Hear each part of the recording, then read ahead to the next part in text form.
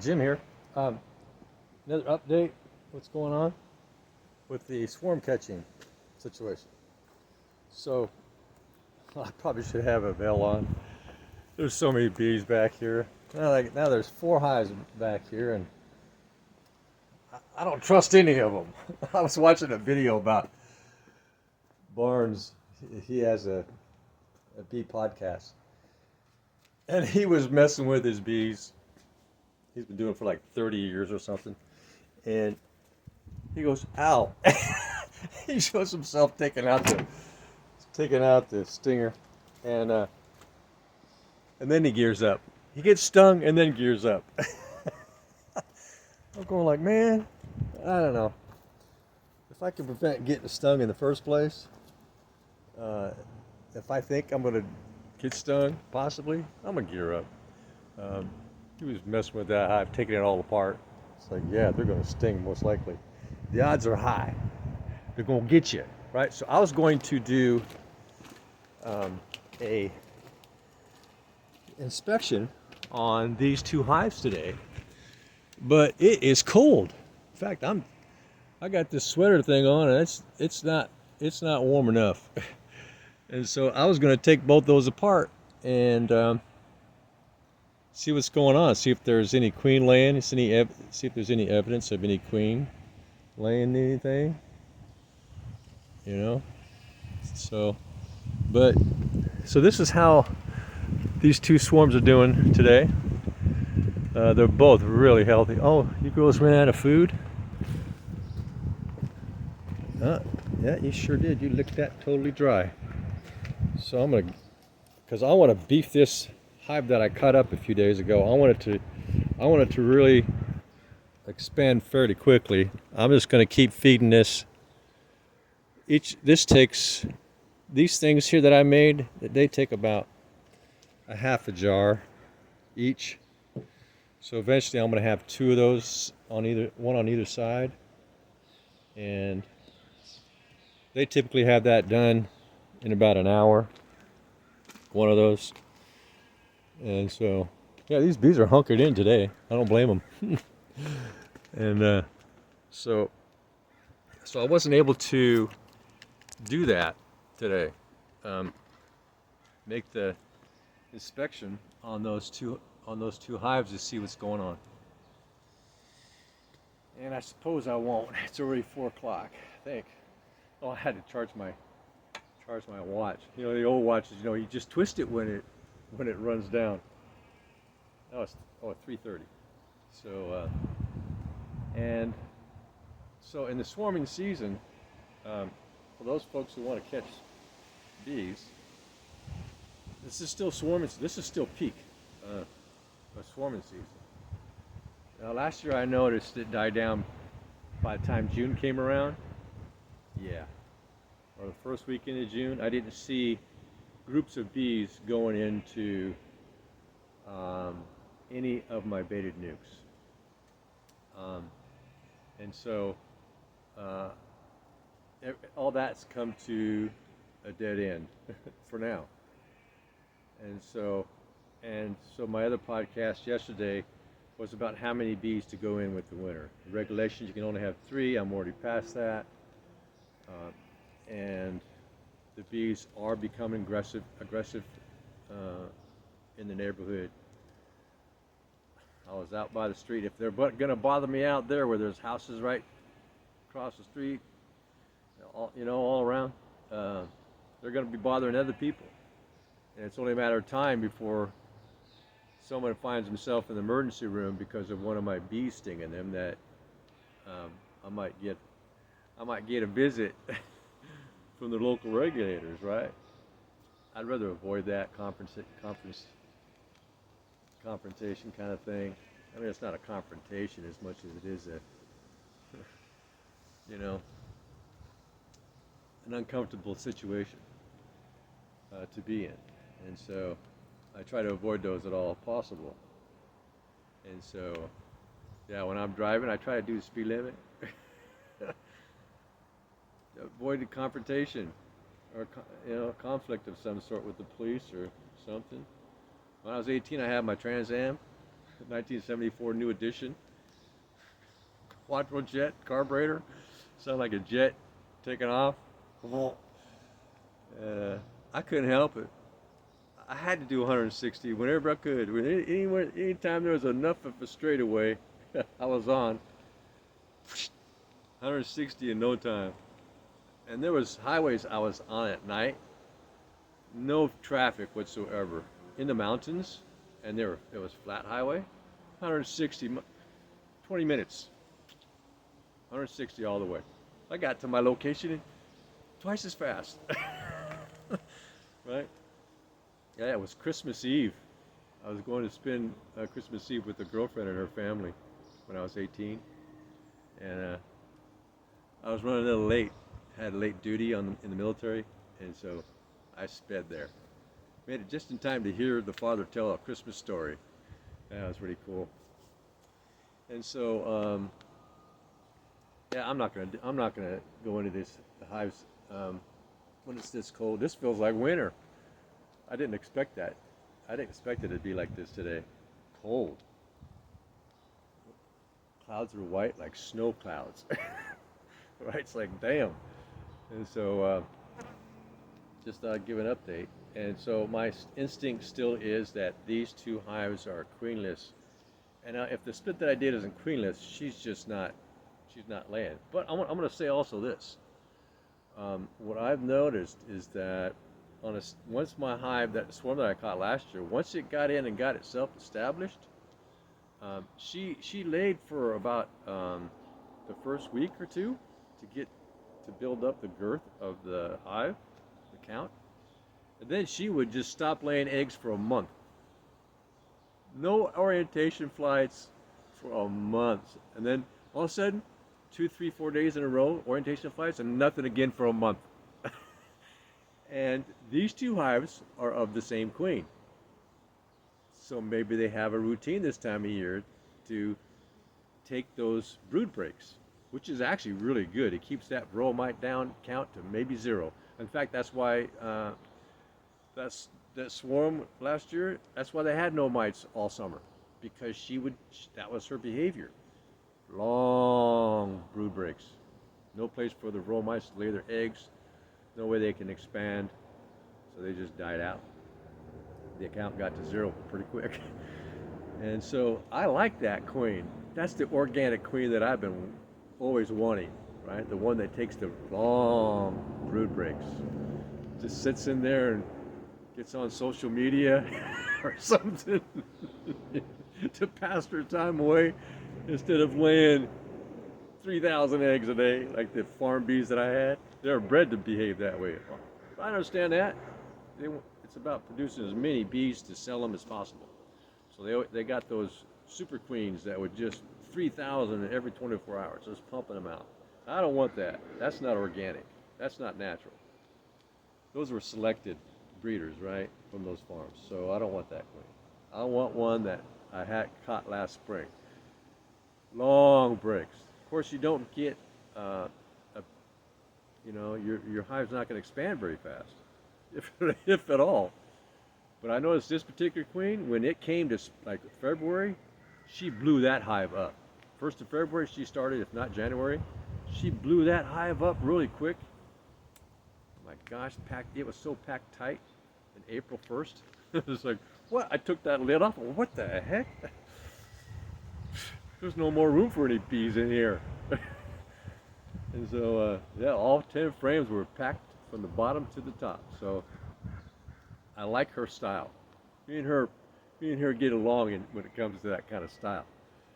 When it comes to bee behavior, and so organic kind of behavior. Very explosive early spring, then boom, nothing. I'll just kind of maintain this level. Kind of like, I'll just kind of maintain this 160 miles an hour. So pretty cool. And yeah, I hope I didn't lose her. I hope I didn't lose her genetic line. I'm hoping that she's got some daughters in there. Because if she does have some daughters, I may not see anything for a long time. She's going like, oh, there's plenty in here for now. I'm cool. On social media. What's on Instagram today? Oh shoot! And no, tick and I talk. I'll tick and I'll talk. TikTok. I don't engage much in social media. In fact, I avoid it. I don't carry my phone around. No, I'm not one of those that has my phone with me in my pocket or something. Nope, I have it when, say for example, there's an appointment coming up or something that I need to stay ready for a phone call for something that I'm anticipating, then I will keep my phone with me to verify appointments of something, right? Knowing that I'm waiting for a call or something. But if I'm not in that mode, oh, that phone stays on the wall, right? Old school. Yeah, I'm not into social media. I don't see any value in it personally. I mean, I know a lot of people get a lot of joy out of that. I got a brother that does that, and he's on social media every day, all day long. He sends me those TikTok things and those Instagram things and slews of them. How many can you watch? It's like I got things to do. I just can't sit here and watch what. I ain't got time for that. Nor would I want to make time for that. I'm sure there's a lot of interesting things out there, but you know, sometimes engaging in our physically daily life is more interesting than watching a bunch of stuff on social media. To me, you know, everybody's different. Uh, some people like to pass time away and just watch all that stuff. No, not this guy. Oh, there's a bee roaming around up there. Hope they don't try to swarm out on this cold day.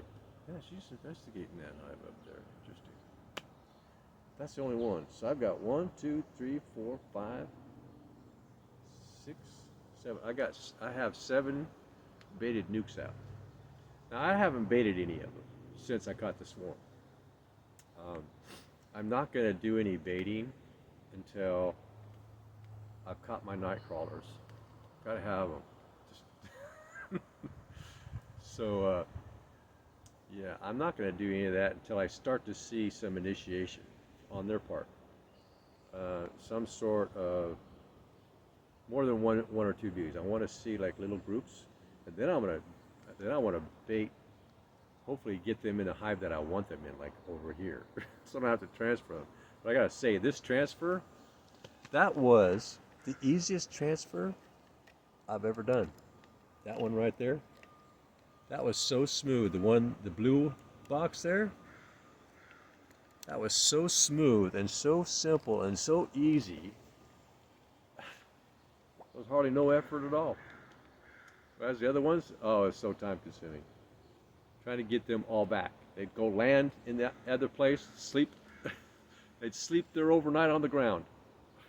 So, big piles of them. It's like, what? So not this time. The first night, because I transferred my hive from the tree to its present location the same day I caught the swarm. Same day. Well, in the evening, about midnight. So at midnight, I closed the flap, brought them down, put some brush in front, walked away. Opened up the port, walked away. And the next day, they were all out navigating and stuff. And so I put a box out in front, the original place. They were all swarming in that thing. There were so many bees in that. But at 12 o'clock when I checked it, thinking there was probably hundreds in here, there was only about a dozen. A little tiny ball trying to keep each other warm, spooning. So I brought them at midnight, those 12, coaxed them inside the hive.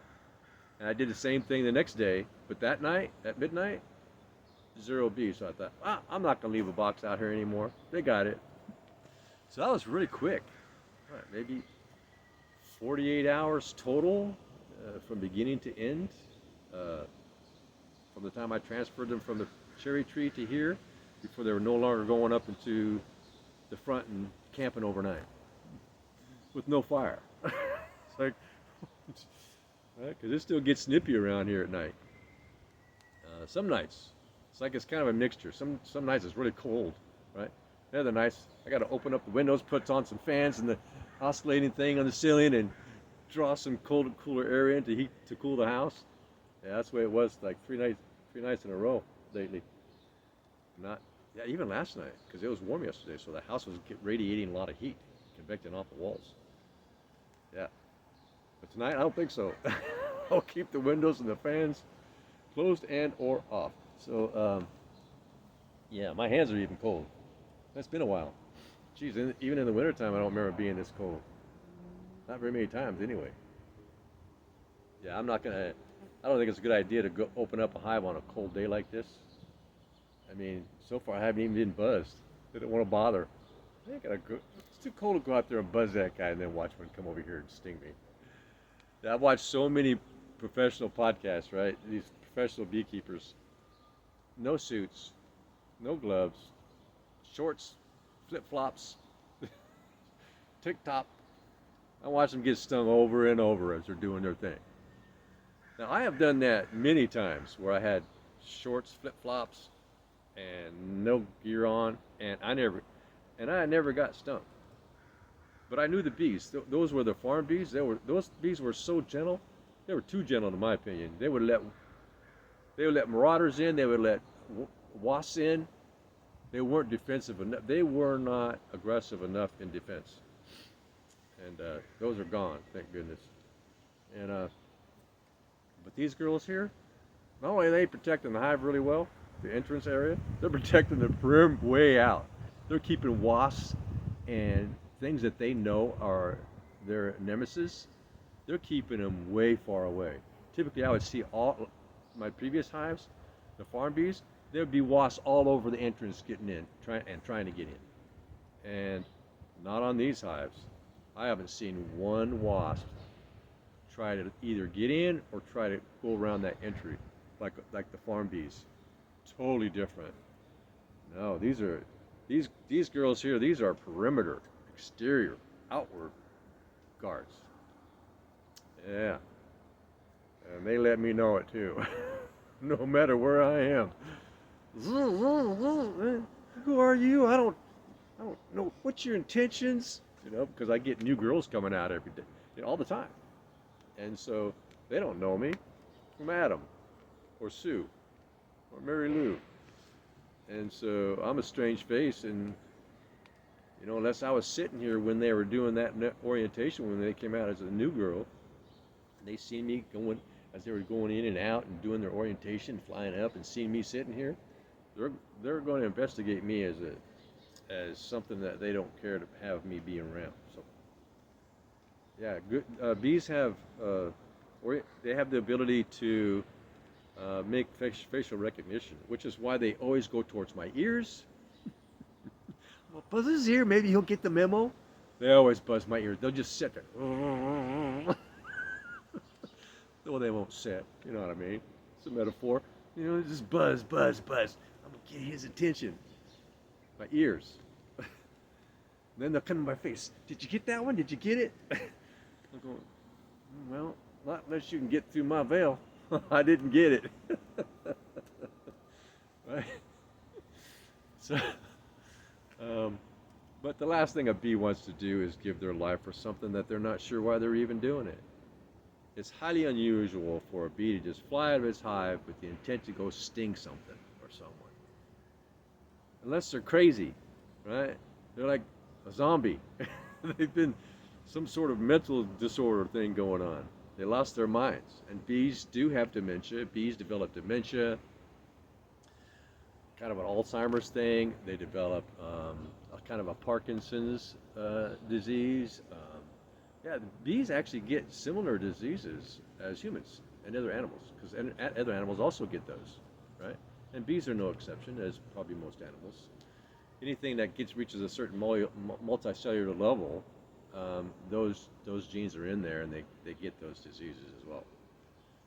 Not really diseases as much as they are just part of being alive. They're in the genomes. They've been there since probably not too long after the mitochondria was formed and had those mutations go in there.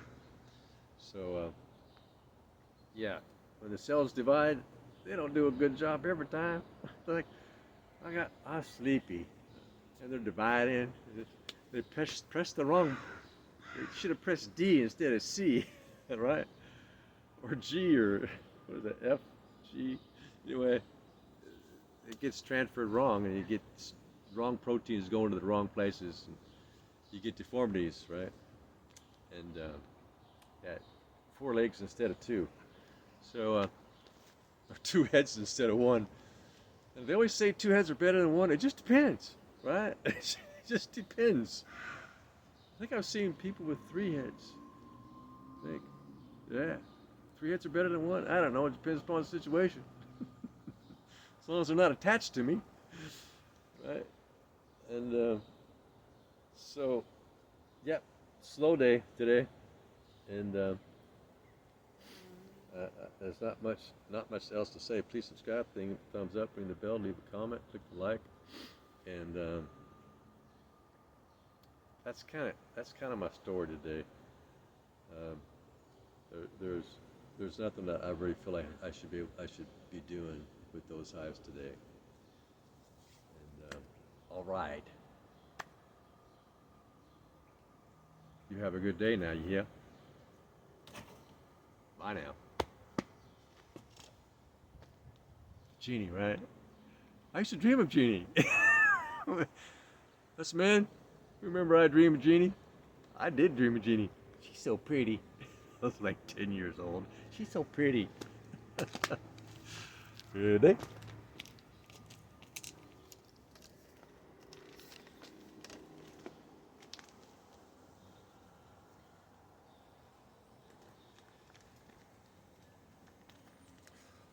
The Blueberry Inn. That's what those words are. It says Blueberry Inn. American Honey, box number 4.